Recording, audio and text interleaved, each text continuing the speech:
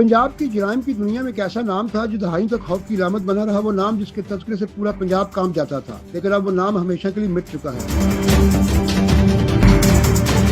लाहौर के थाना चोहेंग में दर्ज एक संगीन कत्ल केस से मतलूब ख्वाजा तारीफ गुलशन उर्फ तीफी बट आखिरकार कानून के शिकंजे में आया और फिर एक मुबैना पुलिस मुकाबले में मारा गया। ये वही तीफी बट था जिस पर संगीन जराइम के दर्जनों मुकदमात थे। जमीनों पर कब्जे, मनशियात की स्मगलिंग, सियासी सरपरस्ती के साए तले बनाई गई माफिया जैसी सल्तनत और 16 अफराद के कत्ल का रिकॉर्ड, जिसमें से 15 केसेस में वो बरी हो चुका था, मगर एक मुकदमा अभी बाकी था, अमीर बालाज कत्ल केस।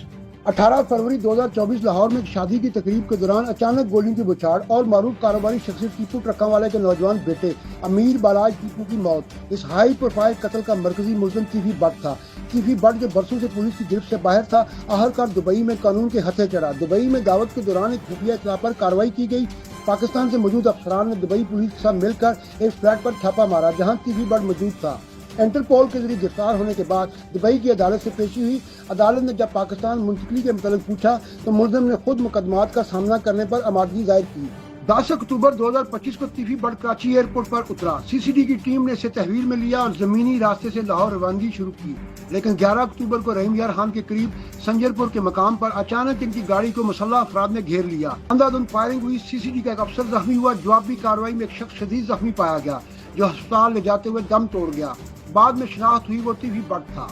ये वही तीफी बट था जो खुद को एक बासर ताजर, एक सियासी चेहरा और एक नाकाबिले गिरफ्त किरदार समझता था, लेकिन कानून ने दिखा दिया मुजरिम चाहे जितना भी ताकतवर हो इंजाम से नहीं बच सकता।